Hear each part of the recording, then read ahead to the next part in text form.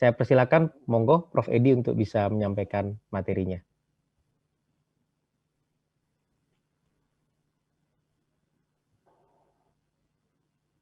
Bentar ya, pelan-pelan dulu. Nanti dibimbing lagi. Share screen ya ini ya. Ya, Prof. Share screen, Prof.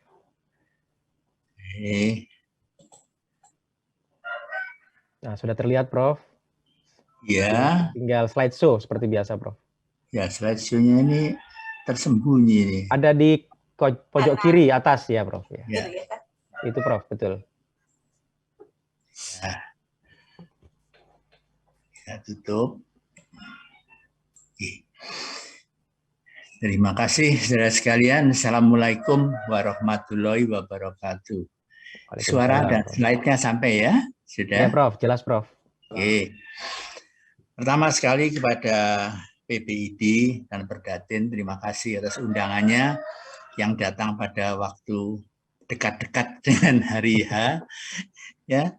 Namun cukup inspiratif dan moga-moga saya bisa membawakan suatu pemahaman yang sifatnya santai saja ya, tidak usah tegang-tegang begitu.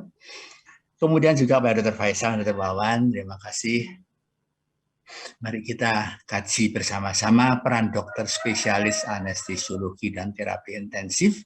Ini salah satu pengakuan yang baik sekali nih, peran dokter spesialis anestesiologi dan terapi intensif dalam mencapai kompetensi kegawat daruratan profesi dokter di Indonesia. Ya, lebih kurang begitulah. Nanti kita lihat bagaimana kita menanganinya. Kegawat daruratan dalam kompetensi dokter itu bisa dicampur jadi satu begitu ya. Semua yang gawat gitu ya. Orang digigit ular juga gawat gitu. Tapi bisa kita coba bagi menjadi dua kelompok. Gawat darurat yang berlaku umum, yakni RW, breathing, circulation, consciousness, atau disability. Ini yang menyangkut masalah besar, gawat daruratan yang besar. Dan kemudian gawat darurat yang spesifik per organ, misalkan gawat darurat usus, gawat darurat ginjal, ya, yang mempunyai hal-hal yang spesifik, gawat darurat endokrin, dan lain-lain. Dengan membagi begini, kita bisa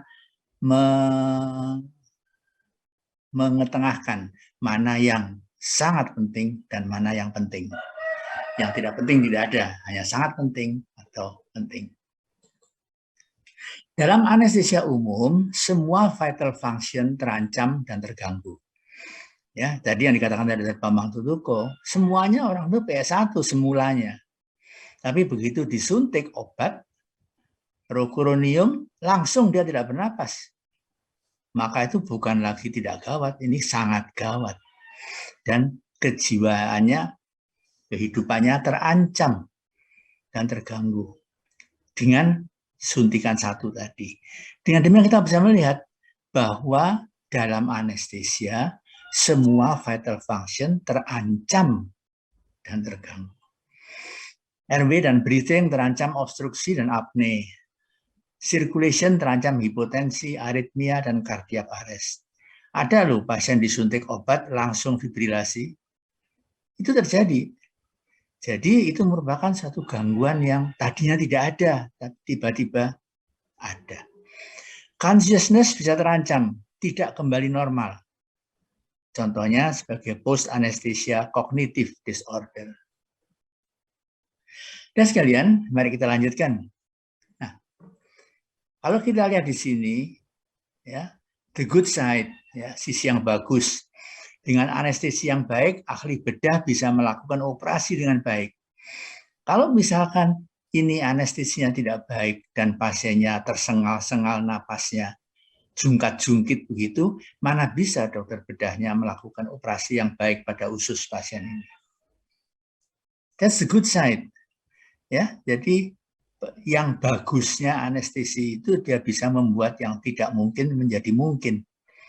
Ya, orang yang gelisah berteriak-teriak karena megangi perutnya, apendiksnya perforasi, dibuat tenang sehingga ahli bedah bisa melakukan operasi. That's the good side, saudara sekalian.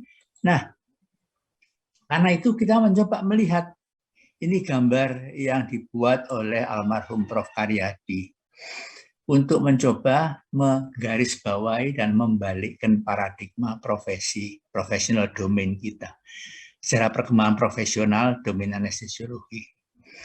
Ya, dulunya ini dokter bedah akan melakukan operasi, terus dia minta bantuan dokter anestesi untuk memberi anestesi supaya bisa dioperasi. Ya, tetapi dengan kemajuan teknologi yang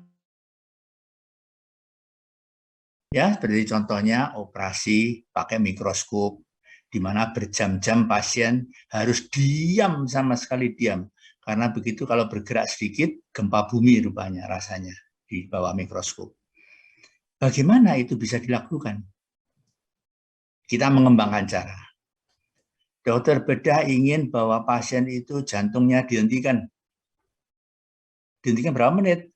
30 menit. Waduh, kalau 3 menit ya bisa, kalau 30 menit ya sukar. Tapi teknologi harus menjawab. Kita kenal dengan deep hypothermia, di mana pasiennya didinginkan sampai lama, tapi masih bisa kembali hidup lagi. Jadi dari pemahaman begitu, kita melihat bahwa rupanya pembedahan itu adalah suatu kondisi emergensi yang direncanakan. Saya potong ususnya ini, nanti perdarahannya 1 liter loh. Saya potong histerektomi, nanti perdarahannya 1 liter loh. Jadi kita mempunyai ancang-ancang untuk menyiapkan. Itu kalau kita siap dan diberitahu untuk siap sebelumnya. Jadi pembedahan adalah satu plan emergency. Kemudian kata-kata memberi anestesi. Teman saya itu sering mengatakan begini, dia ahli bedah ternama gitu. Coba tolong dibius sedikit aja, enggak usah banyak-banyak. Soalnya Pak PS-nya itu tim PS4. Soal sedikit atau banyak itu urusan saya, Mas. Pokoknya Anda tahu pasiennya baik untuk dioperasi. Oke? Nah, seperti begitu, ini karena konsep berpikir, Edi kan cuma memberi anestesi. Saya ini yang melakukan pembedahan plan emergency. Karena itu kemudian kita lihat bagaimana sesuatu itu bisa berhasil. Kita tunjukkan di sini bahwa itu tidak memberi anestesi saja loh. Dia mengelola life support. Ketika untuk anestesi diperlukan relaksasi, dia memberikan obat pelumpuh otot, maka napasnya diambil alih oleh Edi tadi. Dia menderita nyeri yang hebat, nyerinya dihilangkan dengan obat yang diberikan oleh Edi tadi. Jadi saudara sekalian, di sini kita melihat bahwa rupanya memberi anestesi, netesi ether zaman dulu itu tidak cukup hanya sampai di situ. Kita harus bergerak lebih jauh lagi. Kalau ada aritmi, kita atasi aritminya. Kalau ada nyeri yang berlebihan karena intensitasnya berubah, kita harus bisa mengandalkan terapi berikutnya. Kita menciptakan kondisi optimal untuk pembedahan. Jantung yang berdenyut dihentikan supaya bisa dibedah, dijahit, kemudian dijalankan lagi. Otak yang terbungkus bagus, tapi karena ada perdarahan yang hebat, sehingga tekanannya meningkat, dikempeskan. Apalagi banyak sekali hal-hal yang melanggar fisiologi. Ada dulu juga Prof. Karyadi mengatakan, anesthesia is physiological trespassing. Ya, pelanggaran kaidah-kaidah fisiologis. Orang sadar dibuat tidak sadar, orang bernapas dibuat tidak bernapas, orang tahikardi dibuat bradikardi, seperti begitu. Maka kemudian kita menyatakan dalam professional domain kita, kalau kita melakukan tindakan pada pasien yang dibedah, maka anestesia sendiri merupakan bagian daripada pengelolaan life support, pengelolaan stres dan nyeri, serta penciptaan kondisi optimal untuk pembedahan. Dengan demikian, maka terjadilah suatu kait-mengkait yang positif dan efektif untuk dikerjakan bersama-sama. Dan sekalian, dalam bekerja SPAN menggunakan obat-obat dalam kisaran dosis yang bisa fatal. Fentanyl 50 mikrogram memberi analgesia, 100 mikrogram mulai depresi nafas, 200 mikrogram menyebabkan apne. Jadi, karena kita menggunakan obat yang bisa menyebabkan apne, SPAN harus bisa memberi nafas buatan dalam ukuran nafas normal. Nah, mengingat hal ini bahwa dia harus bisa memberi nafas buatan, maka bagaimana kalau dia juga mengajarkan kemampuan memberikan nafas buatan itu? Terutama di dalam tadi diktum-diktum yang masih kosong, belum ada DPJP-nya. Ya, karena dengan kita menyiapkan diri untuk memberikan nafas buatan setiap kali kita memberikan anestesi, maka kita menjadi terlatih untuk bisa memberikan nafas buatan dengan sebaik-baiknya. Obat anestesi obat berbahaya, dosis kecil anestesi, dosis besar fatal. Ya, semua pentotal, lidocain, N2O, halotan, ya, dalam dosis tinggi semua mematikan. Koma yang dalam, tekanan darah turun hebat, henti jantung. Ada lagi obat pelumpuh otot yang bisa menghentikan nafas ketika. Itu semua adalah pekerjaan yang tidak lazim ada di tempat profesi kedokteran yang lain. Hanya ada di anestesi. Jadi kalau kita bisa mengajarkan kepada para calon dokter itu kondisi-kondisi ekstremis, ya, di dalam keadaan yang paling ekstrim, maka kita bisa memberikan contoh dan pengelolaan yang sebaik-baiknya. Untuk itu, calon SPAN belajar setiap hari memberikan nafas buatan. Tidak hanya latihan simulator boneka, tidak bisa. Tidak hanya memberi nafas buatan pada pasien normal, tetapi memberi nafas buatan pada semua pasien, real patients, di bawah supervisi para expertise. Ini penting sekali karena repetisi yang tidak menggunakan expertise sebagai supervisinya tentu tidak dapat diandalkan memberikan pelatihan yang baik. Karena itu perlu keberadaan SPAN pada situasi-situasi di mana nafas pasien terancam. Kapan pasien terancam? Banyak sekali penyakit-penyakit yang membuat nafas pasien terancam. Stroke ya begitu, infark ya begitu, asma ya begitu, apalagi yang tidak begitu. Ya, jadi keberadaan SPAN tadi mengisi tempat untuk critical care, untuk minimalisasi penyimpangan dan mencegah if anything goes wrong. Ya, biasanya pasien asma ya diberi aminofilin, baik. Kali ini diberi aminofilin terjadi aritmi. Aritminya tambah banyak, terjadi ventricular tachycardia. Tambah banyak lagi, akhirnya menjadi fibrilasi. Nah, hal-hal itu, if anything goes wrong, dicegah dengan keberadaan SPAN. Karena jumlah SPAN itu tidak cukup banyak untuk itu semua, maka kita bisa mengajarkan kepada para dokter. Ya, entah headingnya apa, tapi pentingnya bahwa itu diajarkan. Dan seperti keluhan dari teman-teman tadi, ya disuruh ngajar tapi nggak ada kopnya, apa ada kepala pekerjaannya itu yang terstruktur. Dan sekalian, kemudian terapi intensif adalah vaskes di mana dilakukan support berkepanjangan terhadap kegagalan fungsi vital secara menyeluruh. Panjang sekali definisinya. Semua gagal organ akan ditangani secara terpadu oleh anestesiologi dan terapi intensif. Namun, terbuka pula untuk peran subspesialis yang bisa berkontribusi khusus. Misalnya ilmu bedah, ya pasien nggak kita bedah sendiri kan begitu kan. Invasif kardiologi, ini pasang stent 2 ini, contoh begitu. Tapi konsep berpikirnya adalah ditangani secara terpadu dan kemudian dikonsulkan jika diperlukan. Dengan demikian, maka integriti dan integritas daripada pasien dan penanganannya itu terjamin. Dan sekalian, terapi intensif adalah perpanjangan upaya life support dari dokter agar fungsi vital tubuh pasien dapat sembuh. Pasien apne, wah sudah mati. Oh enggak, coba diberi nafas buatan dulu. 3-10 kali. Ternyata berhasil bertahan. Kalau begitu kita pasang ventilator. Support nafas diganti ventilator. Nafas buatan mekanik diteruskan dan berhasil membuat pasien bertahan 1 bulan, lalu mesin bisa dilepas.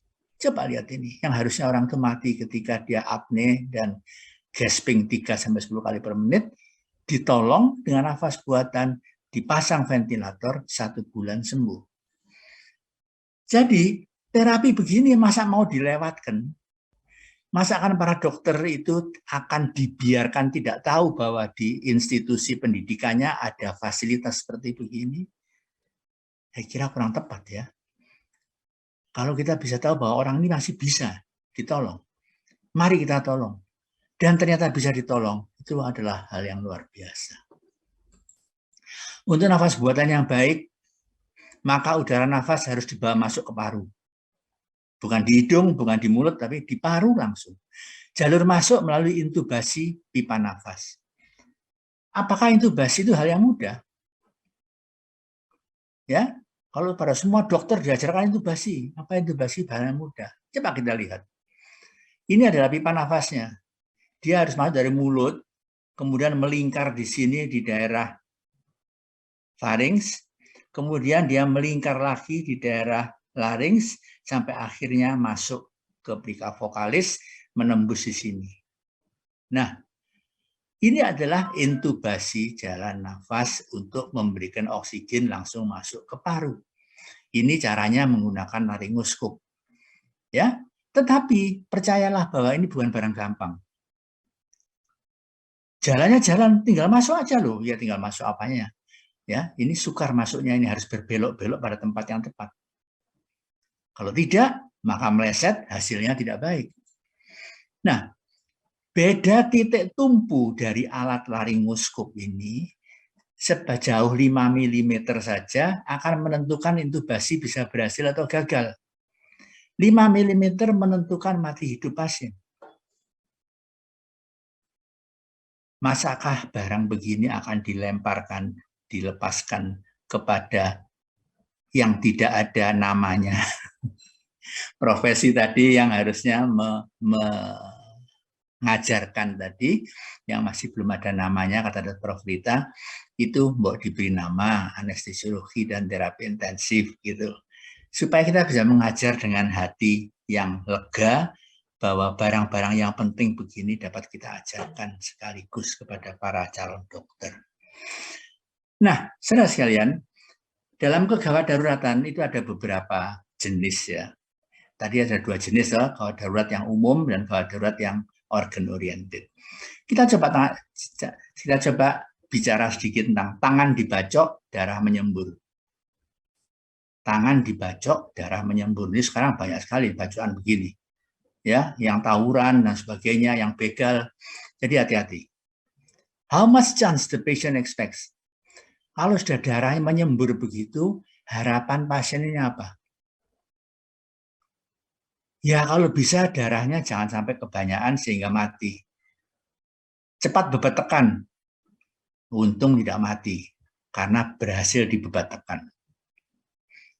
Tetapi, kita tidak hanya memerlukan bebat tekan saja. Kalau bebat tekan saja, arteria radialisnya tidak selamat, bagaimana pasien ini? Kalau arteria radialisnya tidak selamat, cacat, hanya fungsi kasar tangan kiri yang kembali. Kemudian ditolong lagi, sudah langsung dibawa ke rumah sakit. Ya, rumah sakit datang tim bedahnya, dilihat. Kemudian lakukan operasi cepat-cepatan. NAV tersambung, neural arteri vein tersambung, tapi fungsi tidak kembali normal. Maka sekalipun orang itu tidak meninggal, tidak death, tapi masih ada disease, ada disability, ada discomfort, akhirnya dissatisfaction. Ini rangkaian daripada gawat darurat yang terfokus hanya pada masalah hentikan, bebat tekan. ternyata masih banyak yang harus dilakukan setelah ini. Nah, ini merupakan satu kajian bersama. Ya, karena masalah luka bacok itu sudah merajalela di mana-mana, dimasukkan sebagai salah satu butir bahasan. Nah, ya, hentikan perdarahan dengan tekan langsung pada luka. Gampang sekali, set, berhenti. Masalah menghentikan perdarahan adalah life saving first aid. Ini banyak diajarkan di mana-mana. Ya, di PTC Primary Trauma Care ada, di ATLS ada, ya, di JELS juga ada. Masalah anastomose arteri itu bisa nanti. Ya, nantinya jika terlupakan, maka kita akan sampai dalam kondisi NAV tersambung tapi fungsi tidak kembali normal. Ya, jadi ini tidak bisa menjamin bahwa itu akan kembali dengan satisfaction. Lagi pula seperti ini. Ini kondisinya sudah dibebat tekan tapi masih mancur terus, masih keluar terus, darahnya masih sekian banyaknya. Apakah cukup hanya dengan bebat tekan yang tidak berhasil ini? Tidak bisa. Kita masih membutuhkan masalah replacement perdarahan, masalah resusitasi cairan, bukan masalah jahit arteri pakai mikroskop.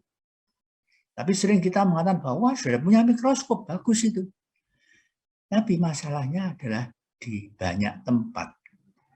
Di banyak tempat yang jika tidak kita atasi satu persatu secara komprehensif, tentu akan memberikan hasil yang tidak memuaskan. Dan sekalian, intubasi trachea diperlukan untuk anestesia. Diperlukan pada resusitasi CPR.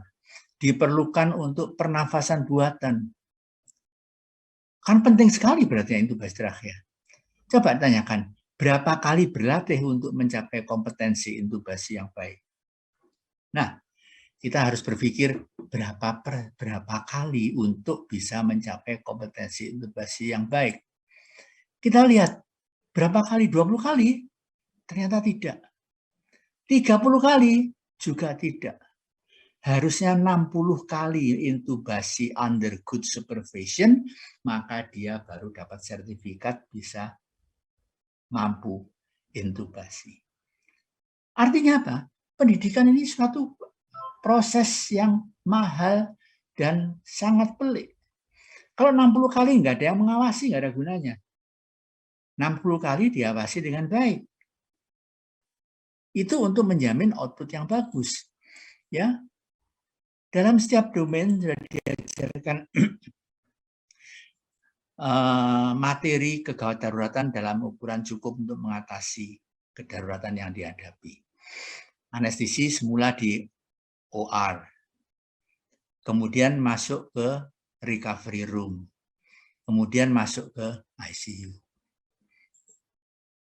Acute pain, pain clinic, pain juga menjadi area binaan karena perlu dikembangkan.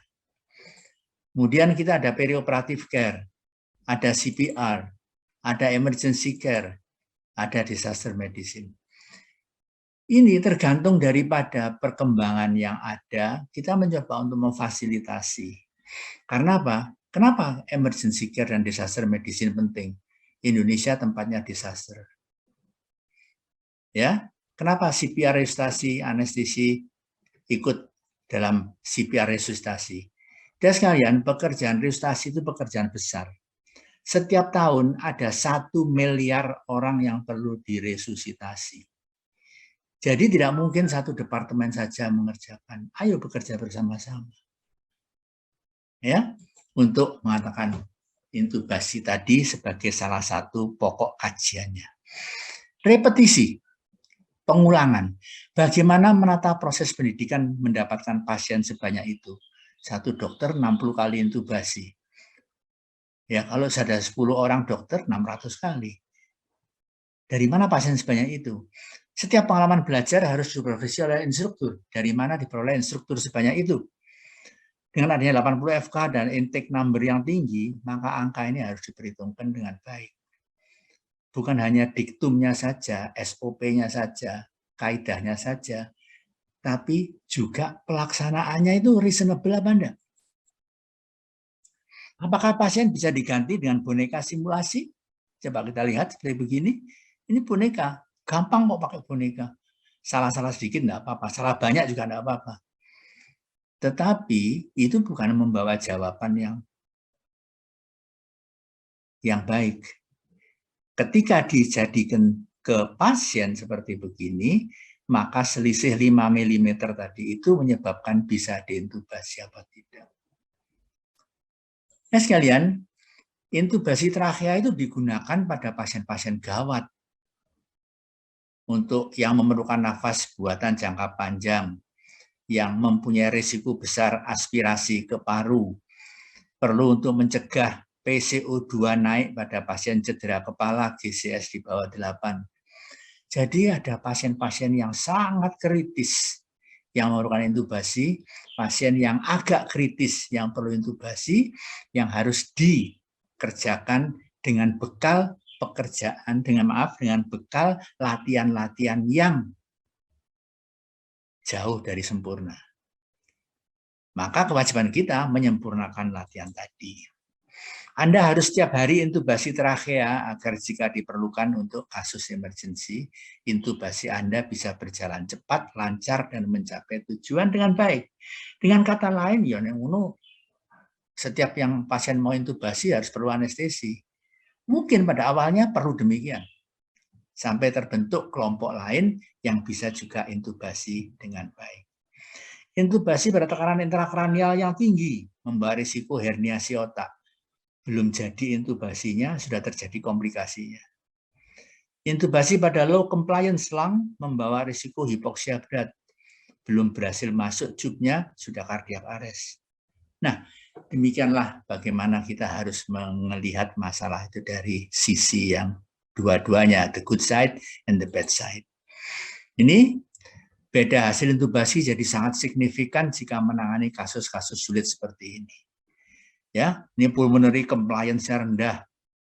Intubasi harus cepat, kurang dari 30 detik harus sudah masuk. Intracranial pressure tinggi. Kalau diberikan terus dengan cara yang tidak tepat, akan terjadi herniasi otak. Ya sekalian, jadi masalah ini ayo dikaji bersama-sama, jangan keburu diputuskan, pokoknya harus selesai pada akhir bulan ini, jangan begitu. Tapi lihatlah kepentingannya, lihatlah keseriusannya, dan lihatlah risikonya. Untuk itu, maka tenaga spesialis yang kompeten disiapkan melalui jenjang pendidikan yang sesuai. Pendidikan dokter dapat share dari sebagian materi SP1 anestesiologi dan terapi intensif. Ini dapat disiapkan. Tinggal pasang namanya, stempel di sana, kita siapkan. Ya, dan kalau kita tidak mau menyiapkan, maka ada banyak negara lain yang mau menyiapkan. Coba di sini, New Residency Program combines anesthesiology and emergency medicine. Kenapa enggak emergency medicine and anesthesiology? Ini karena the leading sektornya adalah anestesi.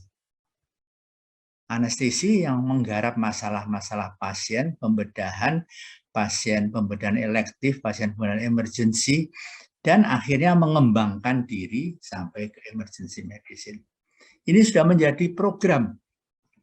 Residents interested in emergency medicine and anesthesiology can now have the best of both worlds at the same time. Ini kan the best of both worlds.